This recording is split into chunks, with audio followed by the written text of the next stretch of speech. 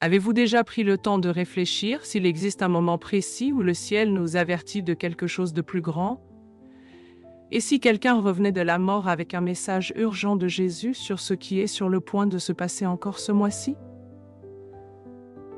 Je m'appelle Cynthia Maison. J'ai 37 ans et je suis professeure de sciences dans un lycée à Columbus. Je n'aurais jamais imaginé que je serais ici, partageant une expérience si intime. Mais j'ai ressenti qu'il était nécessaire de raconter ce que j'ai vécu, en particulier ce que Jésus m'a révélé sur mai 2025. Avant de plonger dans cette histoire, j'aimerais savoir d'où vous m'écoutez. Malgré la distance physique, nous pouvons nous connecter de manière sincère et vraie. Et s'il vous plaît, si ce témoignage touche votre cœur d'une manière ou d'une autre, commentez et partagez votre opinion. C'est un espace pour des échanges honnêtes et respectueux, et que votre écoute soit bénie. Tout a commencé un lundi apparemment ordinaire, le 17 mars 2025. La semaine avait été marquée par des tempêtes intenses, et cet après-midi-là, j'étais sur le terrain d'athlétisme de l'école, aidant l'équipe de maintenance à protéger certains équipements avant la prochaine tempête. Le ciel devenait de plus en plus chargé, et mon application de prévision émettait déjà des alertes de temps sévères. Pourtant, nous croyions qu'il y avait encore suffisamment de temps pour terminer notre travail. Alors que je portais une structure métallique sans aucun avertissement, tout a changé. Il n'y avait ni éclair lointain, ni signal d'alerte. Juste un éclat insupportablement brillant et un fracas assourdissant. Un éclair a frappé directement l'équipement que je tenais. Selon les caméras de sécurité de l'école, j'ai été cliniquement morte pendant 13 minutes. Cependant, pour moi, ces minutes n'étaient pas un vide sombre. C'était l'expérience la plus intense et réelle que j'ai jamais vécue. Je n'ai rien ressenti lorsque j'ai été frappée. En un instant, j'étais debout sur le terrain. À l'autre, je me trouvais dans un endroit complètement différent. Je restais consciente, mais je ne faisais plus partie de mon corps. D'en haut, je pouvais voir la scène en dessous. Mon corps tombé, des collègues, courant, quelqu'un appelant les urgences, l'infirmière pratiquant un massage cardiaque, mon directeur en larmes. Tout semblait lointain, presque comme regarder une scène d'un film sur une autre personne. Le plus curieux, c'est que je me sentais en paix, sans panique, sans peur. Juste une compréhension sereine que quelque chose d'extraordinaire était en cours. Alors que j'observais tout cela, je réalisais que j'étais doucement emportée. L'image du terrain scolaire s'éloignait jusqu'à disparaître complètement. Contrairement à ce que beaucoup de récits décrivent, je ne me voyais pas traverser une obscurité. Au contraire, je traversais des couches de lumière, chacune plus intense, plus vive et plus accueillante que la précédente. À mesure que je traversais ces couches, des scènes de ma vie commençaient à surgir comme si elles étaient montrées par quelqu'un, avec tendresse et but. Je vis des moments oubliés, pleins de signification. Une conversation après les cours avec une élève solitaire, des prières murmurées lors de nuits d'angoisse, des gestes de pardon silencieux en temps de douleur. Et puis tout devint absolument clair. Je me trouvais enveloppée par une lumière vive et indescriptiblement pure. Il n'y avait ni forme, ni direction, ni limite. Juste un espace infini béni par une luminosité qui transmettait paix et plénitude. C'est dans cet endroit que je ressentis une présence s'approcher, imposante mais accueillante, puissante mais infiniment aimante. Sans avoir besoin de mots, je savais exactement qui c'était avant même de le voir. La lumière se condensa devant moi, prenant forme avec une clarté surnaturelle. Et alors il apparut, Jésus-Christ. Aucun mot humain ne pourrait capturer avec exactitude ce que j'ai vu. Il ne ressemblait pas exactement aux images sacrées que je connaissais, mais il était infiniment plus imposant, et en même temps plus proche, plus réel. Ses yeux portaient l'immensité de galaxies, pleins de sagesse et d'amour absolu. En le regardant, je me sentis complètement exposée, comme si chaque pensée cachée et chaque peur jamais confessée était là, devant lui. Et pourtant, je me sentais aimée, sans réserve. Il prononça mon nom, Cynthia. Dans ce son, il y avait quelque chose d'éternel, comme si mon identité avait toujours attendu d'être appelée par lui. Sa voix ne résonnait pas comme les voix terrestres. C'était comme si son esprit communiquait directement avec le mien, avec une clarté absolue impossible à mal interpréter. Vous avez toujours voulu savoir si votre foi faisait une différence, si vos prières atteignaient vraiment quelque chose, dit-il. Maintenant, je vais vous montrer ce que vos yeux n'ont jamais pu voir tant qu'ils étaient sur terre. D'un simple mouvement de la main des fils de lumière dorée, commencèrent à émerger de moments spécifiques de ma vie. Chaque prière, chaque geste de bonté, chaque instant d'adoration. Je voyais ces lignes s'étendre jusqu'à des personnes que je n'avais jamais rencontrées, influençant des destins et apaisant des tempêtes invisibles. Dans certaines prières faites des années auparavant, il y avait encore un effet durable. « Rien de ce qui est fait avec foi n'est perdu », affirma-t-il avec fermeté. « Mais il y a quelque chose d'autre que je dois vous montrer. » Son visage devint grave. « Cynthia, je t'envoie de retour. Il y a des événements proches que mon peuple doit comprendre. 4 événements spécifiques commenceront en mai 2025. Ma église doit être prête, dit-il. N'aie pas peur, car tu n'es personne de remarquable, juste une professeure. Qui t'écouterait? Il sourit avec tendresse, mais il y avait de l'autorité dans son regard. Je ne choisis pas les préparer, je prépare les choisis. Quand tu reviendras, mon esprit témoignera dans chaque cœur qui me connaît de la véracité de ce que tu diras. En tendant sa main, un flux de compréhension commença à remplir mon esprit. Ce n'étaient pas des informations ordinaires, mais un savoir qui dépassait l'intellect humain. Ces 4 événements, expliqua-t-il, ébranleront les fondements de ce sur quoi le monde se fie.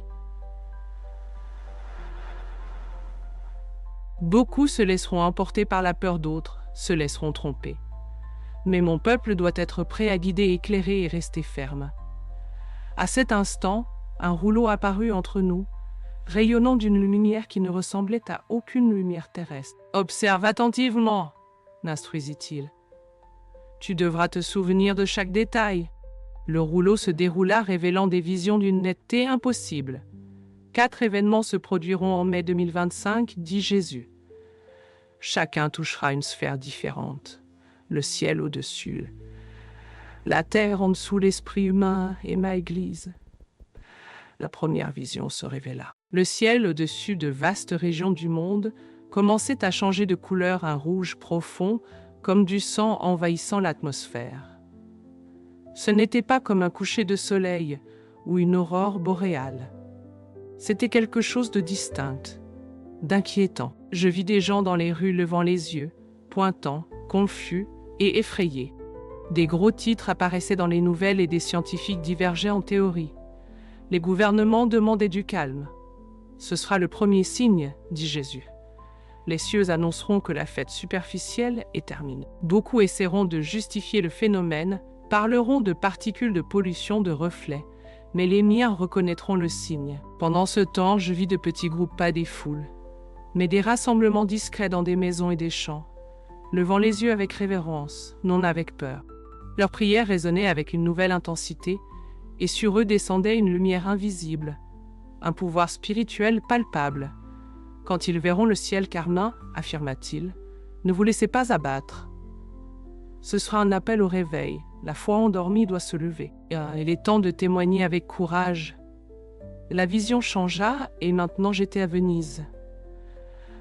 La beauté de la ville des canaux était menacée.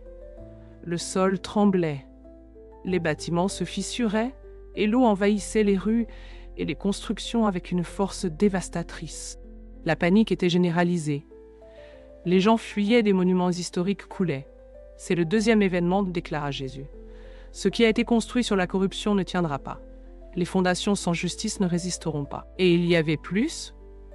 Sous la ville, je remarquais une fissure spirituelle ancienne, l'invisible qui affaiblissait silencieusement tout ce qui était au-dessus. L'effondrement était symbolique, reflétant quelque chose de bien plus profond que la destruction matérielle. Mais quelque chose attira mon attention. Une petite chapelle résistait au chaos. L'eau s'approchait mais ne l'envahissait pas. À l'intérieur, une femme priait à genoux, et d'elle émanait une lumière intense qui formait une barrière de protection.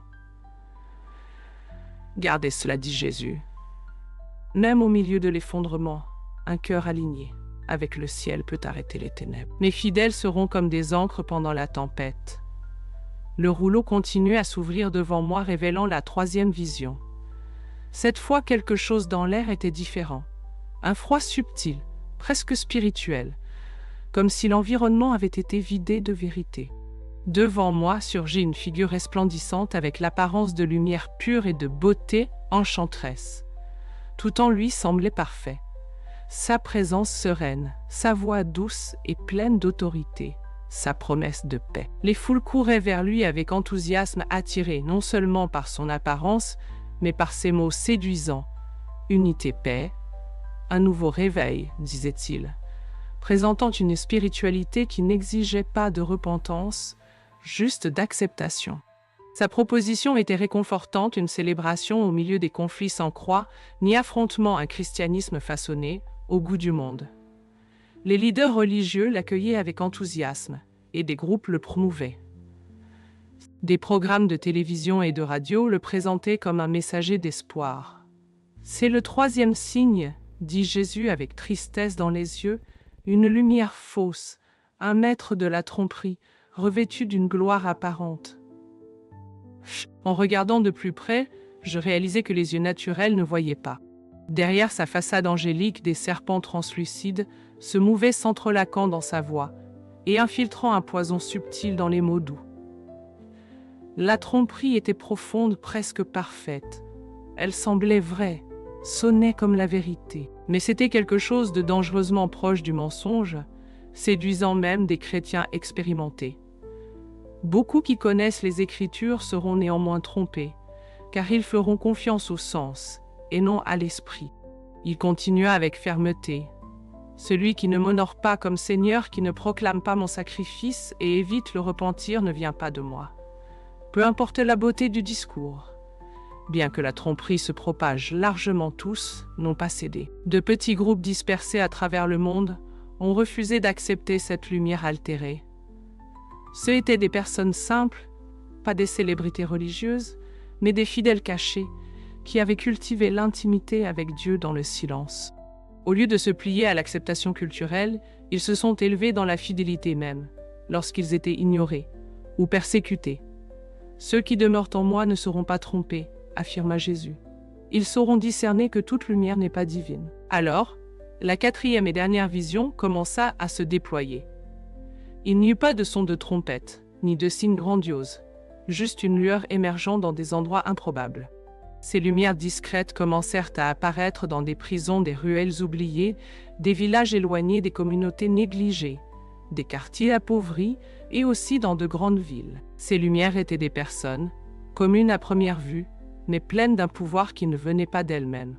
Ce étaient des voix inattendues, une adolescente africaine prêchant avec clarté, et des foules se convertissant, un ancien toxicomane, priant pour un aveugle dans une ruelle, et les yeux s'ouvrant instantanément. Une vieille dame, dans une maison de retraite, dont l'intercession silencieuse entourait sa ville comme un mur invisible de protection pendant les temps de crise. Jésus parla avec révérence. « Voici le quatrième événement, mon reste se levant. Ceux que j'ai formés loin des scènes et de la reconnaissance, dans les tranchées de la douleur et de la dépendance à l'esprit. Ils ne savaient pas, mais ils portaient un feu en eux. Ces hommes et ces femmes avaient quelque chose en commun. Ils avaient été brisés, façonnés dans le secret, formés dans la douleur. Leur Bible était usée, leur prière, constant. Ils ne cherchaient pas la renommée, juste la présence de Dieu, et c'était cette fidélité silencieuse qui devenait maintenant une flamme visible.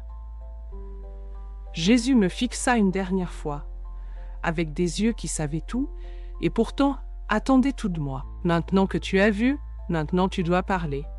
Ces signes sont réels, et le temps est court. Mon peuple doit être éveillé, doit être prêt. Ils n'agissent pas sur la base de compétences humaines ou d'influences personnelles. Ils se déplacent avec autorité parce qu'ils sont totalement soumis à la direction de l'Esprit Saint. Ce sont mes véritables messagers. Déclara Jésus, non ceux qui ont des scènes et des applaudissements, mais ceux qui marchent dans la sainteté et le pouvoir. Quand ils commenceront à se lever, en mai 2025, ceux qui ont des oreilles pour entendre reconnaîtront le son du véritable réveil. Alors que je contemplais cette dernière vision, j'étais profondément touché. Le reste, hommes et femmes forgés dans l'ombre, faisaient face à la résistance tant du monde que des structures religieuses, mais ne reculaient pas. Il y avait en eux un courage silencieux, une joie qui ne dépendait pas des circonstances. Des signes et des merveilles les accompagnaient, non pas parce qu'ils cherchaient l'extraordinaire, mais parce qu'ils étaient complètement livrés à Jésus. Jésus se tourna vers moi alors que le rouleau se déroulait à nouveau, mettant fin aux révélations. « Cynthia, dit-il, ces 4 événements commenceront à se manifester en mai 2025. Le ciel teinté de rouge, la ville qui s'effondre, la fausse lumière séduisante, et mon reste se levant. Certains de ces signes peuvent être retardés par les intercessions des justes, tandis que d'autres peuvent s'accélérer par les choix de l'humanité. Mais la saison a déjà commencé. Il mit ses mains sur mes épaules et je sentis un flux d'amour et d'autorité me traverser comme une onde vivante. Dis-leur de se préparer, non avec peur, mais avec foi. Avertis-les que je sépare ceux qui me louent avec les lèvres de ceux qui me suivent avec la vie. Ces secousses ne sont pas des signes d'abandon, mais d'un grand réveil. Je tombais à genoux accablé par le poids de ce que j'avais vu. Seigneur, qui croira en moi? Je ne suis personne. Je n'ai ni nom, ni voix parmi les grands. Jésus s'inclina et releva mon visage. Quand ses yeux rencontrèrent les miens, tout sentiment d'insignifiance se dissipa. Tu m'appartiens, cela suffit, et tu ne parleras pas seul. Mon esprit témoignera dans les cœurs de ceux qui me connaissent que ces mots sont vrais. Il sourit un sourire qui apporta de la lumière comme l'aube après une longue et sombre nuit. N'aie pas peur du rejet. Certains s'opposeront, d'autres résisteront, mais mes brebis reconnaîtront ma voix. Elles m'entendront même si les mots viennent de toi. Alors il me montra plus. Des victoires brillantes, des vidéos regardées, des témoignages lus, des messages partagés. Des gens pleuraient devant les révélations, se repentaient et se tournaient vers la prière avec un nouveau zèle. D'autres avertissaient leurs familles et amis. Un réseau était en train de se former, non pas une organisation formelle, mais des connexions organiques entre des croyants éveillés au temps dans lequel nous vivons. C'est pourquoi tu dois parler de Jésus, non à cause de la majorité qui ignorera, mais à cause des quelques-uns qui répondront. Leur préparation sauvera des vies, tant physiques qu'éternelles. Quand ces jours arriveront, mon cœur se serra. Je ne voulais pas partir. « Dois-je vraiment revenir ?» demandai-je d'une voix étranglée. Il répondit avec fermeté. « Ta mission n'est pas encore terminée. Quand les signes commenceront, ceux qui ont entendu ta voix se souviendront. Et en ces jours-là, ils seront des ancres au milieu du chaos, des lumières dans l'obscurité, conduisant d'autres vers moi, lorsque le monde sera dominé par la peur. » Il toucha mon front, et quelque chose comme un sceau y fut placé. Ce n'était pas visible, mais je sentis sa marque profondément en moi. « Cela t'aidera à te souvenir, dit-il. Et quand tu parleras de ce que tu as vu, mon esprit apportera clarté. » Alors il prononça un nom sur moi, pas Cynthia, mais un autre céleste résonnant, comme quelque chose qui existait depuis toujours. Quand je l'entendis, quelque chose en moi reconnut cette identité. « Voici ton vrai nom, expliqua-t-il.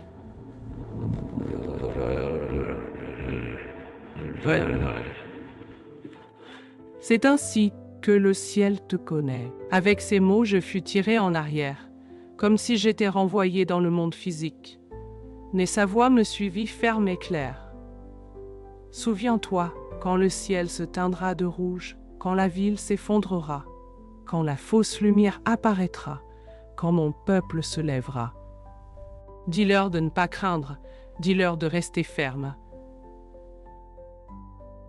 Le temps de l'apathie est révolu. Maintenant, réveille-toi à la réalité. Je sais que je dois partager ce que j'ai vu car le temps est très proche. Ces événements ne sont pas seulement des allégories ou des messages spirituels vagues. Jésus a été clair. Ce sont des événements spécifiques marqués pour commencer en mai 2025, moins d'un mois, à partir de maintenant. Le premier signe, le ciel rouge comme du sang, ne sera pas isolé ou régional. Jésus me montra qu'il commencera au nord, sur la Scandinavie, la Russie et le nord du Canada. Au départ, il sera traité par la presse comme un phénomène atmosphérique, curieux peut-être lié à l'activité solaire ou à la pollution. Mais en quelques jours, il commencera à se répandre vers le sud, atteignant des parties de l'Europe, de l'Asie et de l'Amérique du Nord. Ce sera différent de toute aurore ou phénomène climatique connu. Il ne pulsera pas ou ne dansera pas dans le ciel comme l'aurore boréale. Au lieu de cela, il se déplacera avec la densité de quelque chose de vivant, comme si le ciel lui-même ceignait un rouge intense et profond, qui s'écoulera à travers le firmament comme de l'encre sur du papier. Étonnamment, il sera visible même pendant la journée. Jésus me montra aussi les réactions des gens. Je vis de l'étonnement, de la panique, des théories du complot et du négationnisme. Mais je vis aussi des yeux spirituels s'ouvrir, des gens tombant à genoux, criant pour la vérité. Il y aura une séparation claire entre ceux qui discernent les temps et ceux qui refusent de les voir. Alors que le ciel devenait écarlate, des scientifiques du monde entier offraient des explications conflictuelles. Aucune cependant ne semblait satisfaisante. Certains pointaient vers des tempêtes solaires, d'autres suggéraient des interférences atmosphériques communes. Des théories surgissaient et tombaient comme des vagues, toutes tentatives humaines de comprendre l'incompréhensible. Des leaders religieux, chacun à partir de sa tradition, commencèrent à interpréter le phénomène. Parmi les chrétiens, l'association avec les paroles du prophète Joël et de l'Apocalypse fut immédiate. La lune devint comme du sang, mais même parmi ceux qui connaissaient les Écritures, les interprétations divergeaient. Certains parlaient de jugement, d'autres de signes prophétiques ou de phénomènes naturels. Jésus me révéla que le ciel n'est pas seulement un concept à interpréter. Il est dynamique, un véritable catalyseur qui provoque une réaction spirituelle dans les cœurs des fidèles. Quand mon peuple apercevra ce signe, dit-il, il ne doit pas se laisser emporter par la perplexité ou la peur. Au contraire, ils doivent s'unir non pour craindre mais pour se préparer. Ce sera le son de la trompette convoquant un réveil. J'ai vu que dans de nombreux endroits, des croyants sensibles à l'esprit percevront cet appel comme un son invisible, une fréquence spirituelle, comme si un diapason céleste vibrait, résonnant dans les cœurs qui sont prêts. Des groupes de prière commenceront d'éveiller ininterrompus, et des ministères oubliés ressurgiront soudainement. Des hommes et des femmes, qui étaient auparavant silencieux sur leur foi, seront saisis par une audace surnaturelle. Le ciel rouge n'est pas un châtiment, a expliqué Jésus. C'est ma miséricorde manifestée de manière visible, un avertissement clair avant que les véritables secousses ne commencent. Le deuxième événement qui m'a été révélé n'affectera pas le monde entier, mais sera tout aussi marquant, non seulement par sa magnitude, mais par le symbolisme qu'il porte. La célèbre Venise sera secouée d'une manière qu'aucune estimation humaine n'a prévue. L'effondrement ne sera pas graduel comme les rapports scientifiques l'ont toujours averti. Il sera soudain dramatique et irréversible. Tout commencera par un repère reconnaissable. Le campanile de Saint-Marc qui s'inclinera sans avertissement et ensuite s'effondrera avec fracas, déclenchant une série d'effondrements structurels dans les constructions voisines. Des bâtiments centenaires, qui ont résisté à des guerres et à des inondations, s'écrouleront en quelques heures, engloutis par les eaux. Les touristes fuiront dans la panique, les habitants seront désespérés, et des canaux envahiront des places qui étaient autrefois majestueuses. Mais Jésus m'a montré que cela n'est pas seulement une tragédie urbaine. Venise représente quelque chose de plus grand qu'elle-même.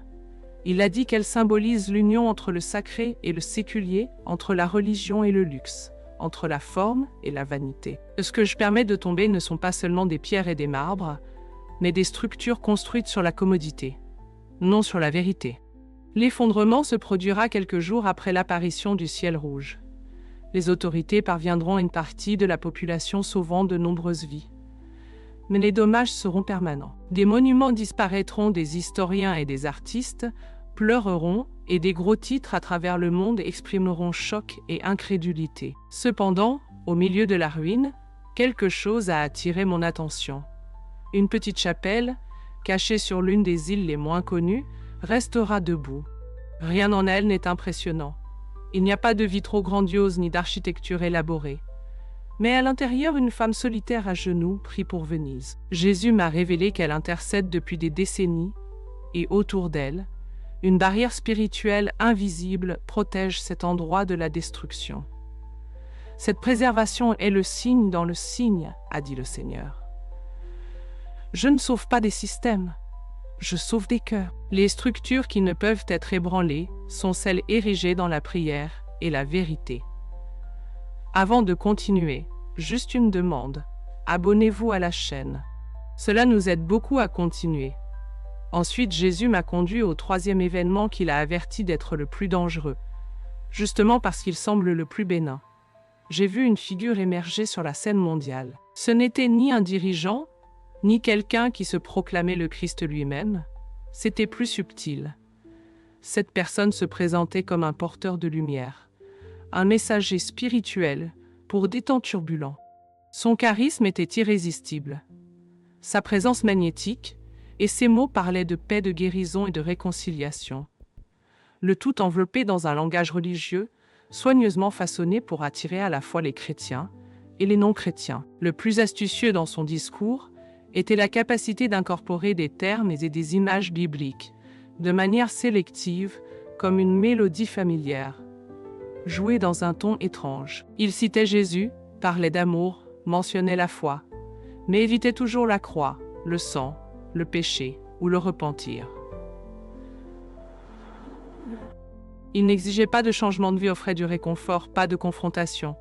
C'est le troisième signe, a dit Jésus, avec une profonde tristesse. Une fausse lumière, un écho de ce qui est vrai, mais sans l'essence. Il attirera même les miens, s'ils ne sont pas vigilants. J'ai vu des temples accueillir cette figure, des diffuseurs promouvoir son message, et même des leaders chrétiens le défendre publiquement. Point, c'était comme Jésus l'avait dit. L'escroquerie parfaite, suffisamment semblable à la vérité pour sembler sûre, mais suffisamment déformée pour éloigner silencieusement les gens de l'évangile véritable. Cependant, j'ai aussi vu ceux qui résistaient. De petits groupes discrets, fermes, des gens ordinaires mais enracinés dans la parole. Ils ne cherchaient pas la popularité, juste la fidélité. Quand ils entendaient ce messager parler, quelque chose dans leur esprit sonnait l'alerte. Tout ce qui brille ne vient pas du ciel, m'a rappelé Jésus. Ceux qui marchent avec moi reconnaîtront la différence.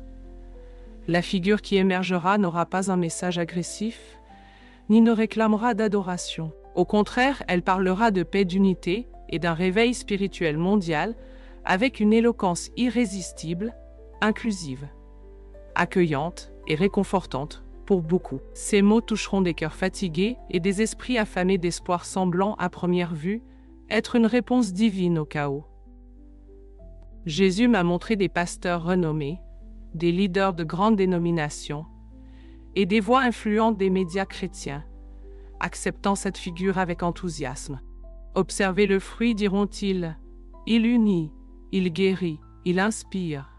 Ne voyons-nous pas ici l'amour de Dieu en action? Le charisme du messager sera renforcé par des manifestations apparemment surnaturelles, des guérisons physiques et des paroles de connaissance, des signes qui défieront l'explication rationnelle. Beaucoup pointeront ces actes comme preuve que sa mission vient d'en haut. Mais Jésus a parlé avec tristesse. Ce sera le point de non-retour. Ma Église sera secouée.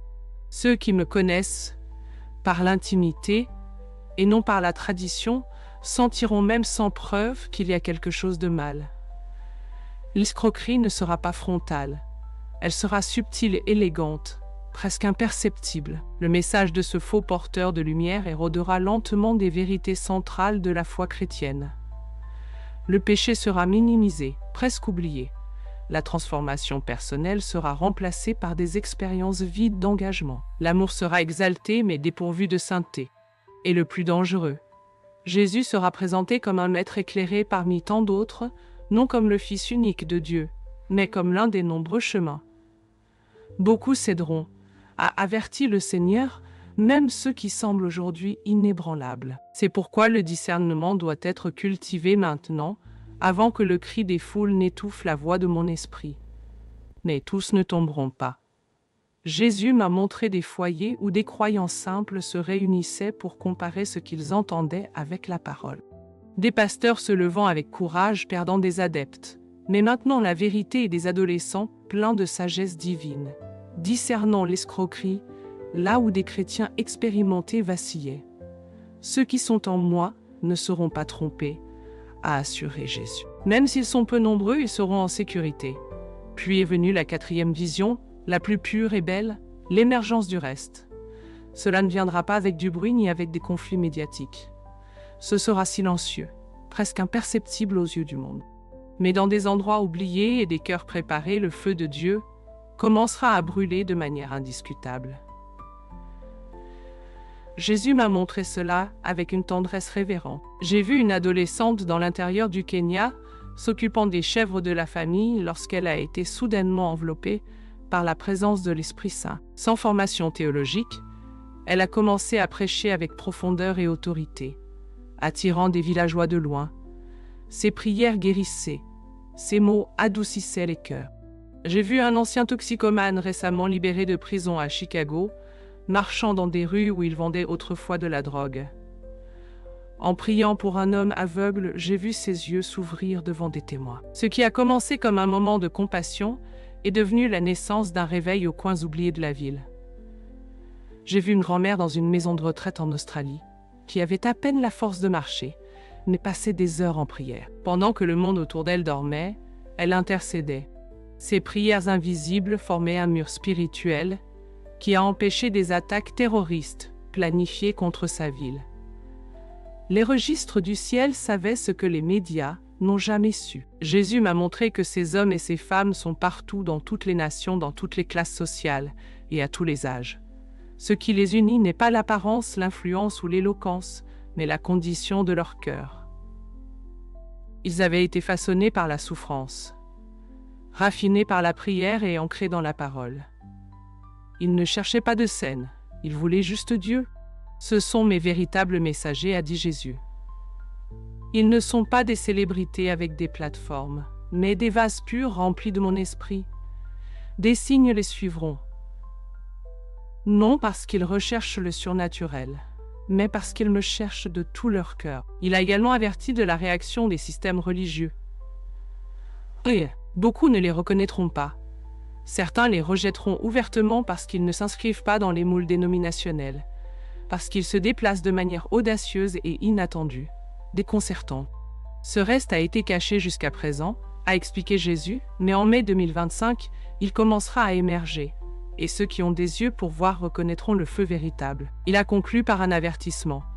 Ceux qui privilégient l'ordre au-dessus de la présence, la structure au-dessus de la vérité, résisteront à ce que je fais. Mais mon esprit ne sera pas arrêté. Ce qui naît de moi n'a pas besoin de la permission des hommes pour fleurir. Les églises se diviseront. Certaines ouvriront leur cœur au vin nouveau, même sans le comprendre totalement. D'autres s'enfermeront dans leurs rituels et dogmes, incapables d'accueillir ce qui ne s'inscrit pas dans leur cadre traditionnel. J'ai demandé à Jésus pourquoi ce reste était levé maintenant, à ce moment précis de l'histoire. Sa réponse était ferme et claire. L'obscurité grandit, et la religion n'a pas réussi à l'arrêter. Avant de continuer, juste une demande. Abonne-toi à notre chaîne. Ça nous aide beaucoup à continuer. Seul le feu authentique peut défier la densité des ténèbres qui approchent. Seuls ceux qui me connaissent vraiment pourront résister aux falsifications à venir. Jésus m'a alors révélé que les 4 événements ne sont pas aléatoires. Ils sont interconnectés comme des pièces d'une même stratégie divine. Le ciel rouge représente l'éveil, un signe qui convoque les attentifs. La chute de Venise symbolise l'effondrement, l'exposition de fondations construites sans Dieu. L'ascension de la fausse lumière est le test. Le tamis qui séparera les fidèles des fascinés, tandis que l'émergence du reste est la réponse. La voie véritable émergera lorsque tant d'autres se tairont ou se corrompront. Ce n'est pas la fin, a dit Jésus. C'est le début d'une nouvelle saison pour l'Église. Ce seront des temps d'épreuve, oui, mais aussi de récolte. Ce sont des douleurs de l'accouchement, a-t-il expliqué.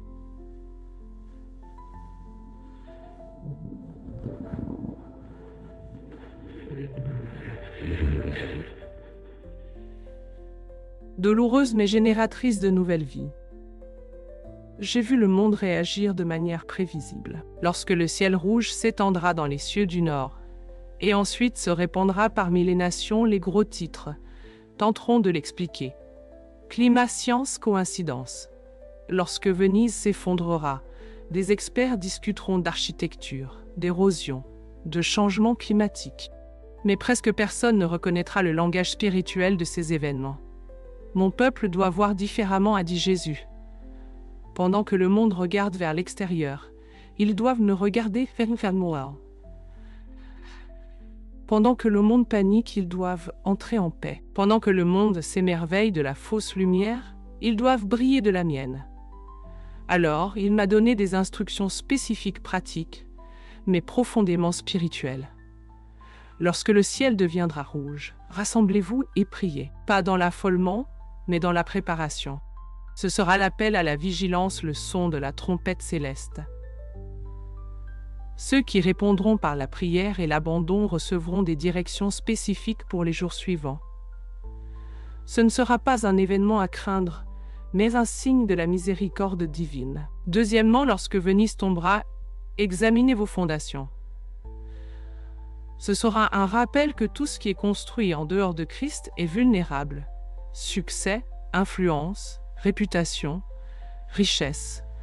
Rien de tout cela ne restera. Seul ce qui a été fondé sur la vraie roche résistera à la chute.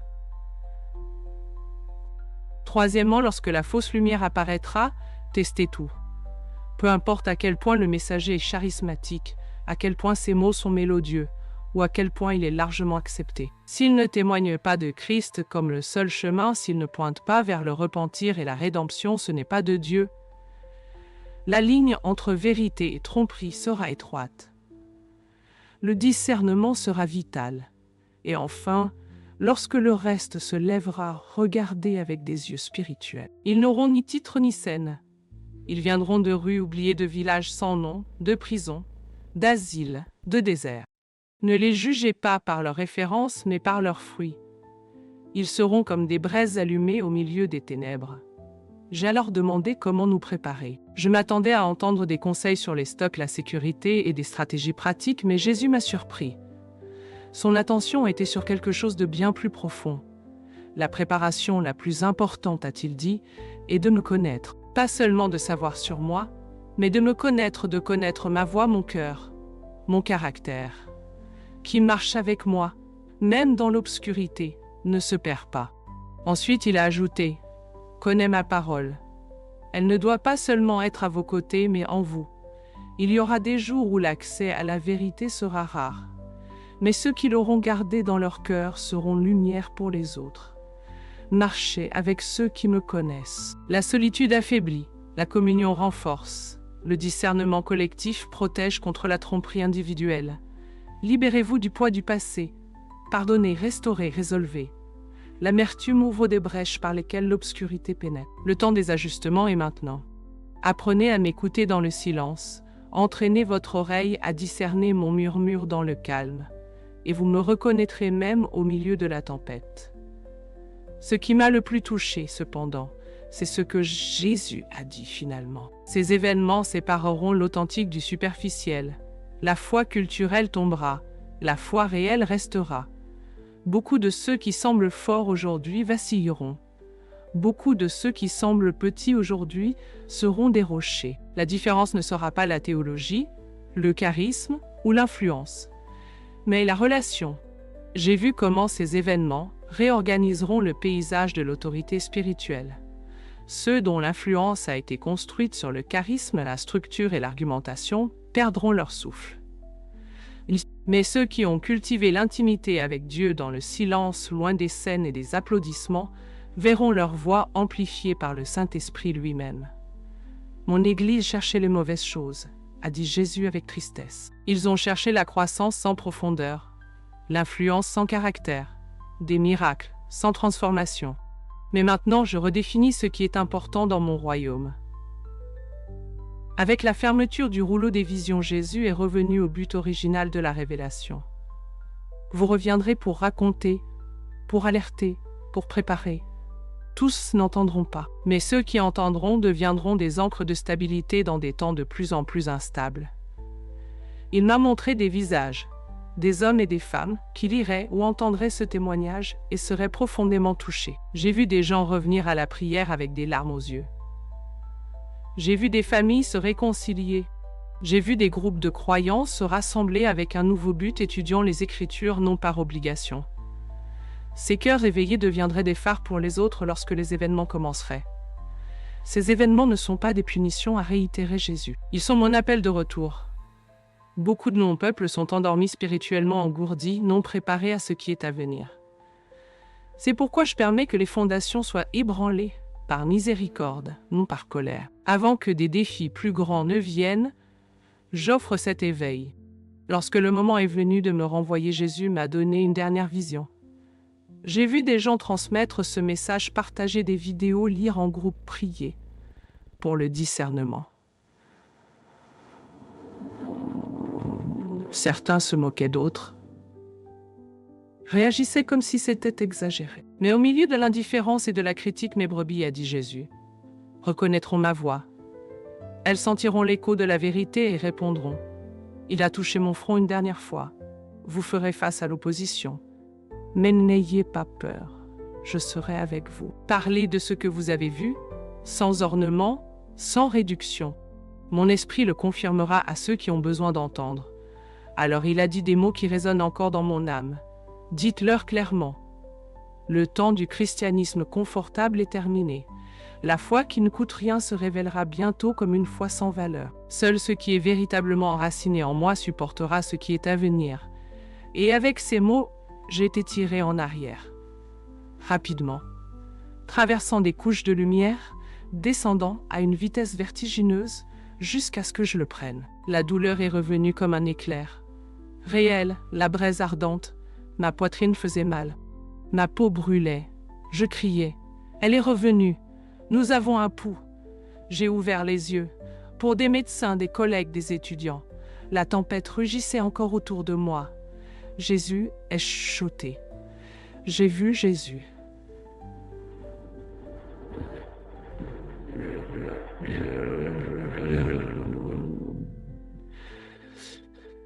Les jours suivants étaient enveloppés de confusion. Chambre d'hôpital, examen, questions. Les médecins ne savaient pas expliquer. 13 minutes sans oxygène, a dit un neurologue. Cela entraîne généralement des dommages cérébraux irréversibles. Une récupération est inexplicable, mais je savais, ce n'était pas de la science. C'était de la grâce. Dès que j'ai pu parler, j'ai raconté à tout le monde. Infirmiers, médecins, famille, amis. Certains ont ri, d'autres ont écouté attentivement. Certains se sont aidés et ont prié. Lorsque j'ai été libérée, j'ai réalisé qu'il n'y avait pas de retour à la vie précédente. Comment enseigner les sciences dans une salle de classe ordinaire quand je porte avec moi un message si urgent? J'ai demandé une autorisation et j'ai commencé à enregistrer mon témoignage. J'ai accepté des invitations à des groupes de prière et à de petites réunions, partageant partout où une porte s'ouvrait. Maintenant que mai 2025 est arrivé, il y a un poids et une paix sur moi. J'ai fait ce qu'il a demandé. Certains ont répondu, d'autres non. Mais Jésus m'a préparé à cela. Et ceux qui sont encore dans le doute, je dis avec amour et clarté, le temps de la foi tiède est passé. Ce qui est à venir exigera des racines profondes, un amour authentique, un discernement aiguisé et le courage de suivre l'agneau. Même si cela signifie marcher à contre-courant. Chaque matin, je sens encore sa présence particulièrement proche. Parfois, j'aperçois à nouveau cette lumière céleste. Parfois, j'entends les échos doux de cette mélodie parfaite qui imprégnait tout. Bien que mon corps soit complètement revenu sur terre, une partie de mon esprit reste ancrée dans l'éternité. Si vous lisez ces mots, s'il vous plaît, ne les rejetez pas comme de simples hallucinations de quelqu'un qui a survécu à un arrêt cardiaque. Testez ce témoignage, comme les Écritures l'instruisent. Priez, demandez au Saint-Esprit si ce que j'ai partagé vient de lui. Il confirmera la vérité à ceux qui désirent entendre. Les événements de mai 2025 parleront d'eux-mêmes. Jésus appelle son Église à revenir, pas à la religiosité, mais à la foi authentique, à la communion réelle. Avant que des épreuves plus grandes ne viennent, le ciel deviendra rouge. Une ville s'enfoncera. Une fausse lumière apparaîtra. Le reste émergera. Et au milieu de tout cela, Jésus sera présent, opérant avec amour et autorité, appelant son peuple à revenir à lui-même. Voici mon témoignage. Préparez votre cœur à ce qui est à venir. Quel témoignage profond et transformateur! La Bible nous enseigne, en Hébreux 12, 27, que les choses qui peuvent être ébranlées seront retirées, afin que demeurent celles qui sont inébranlables. Je vous remercie infiniment, Cynthia, pour avoir partagé une révélation si claire et urgente sur les temps que nous vivons. Et à vous qui nous avez accompagnés jusqu'ici, que les bénédictions de Dieu descendent sur votre vie, votre maison et votre foi. Préparez-vous, non pas avec peur, mais avec une foi vivante. Nous nous voyons dans la prochaine vidéo.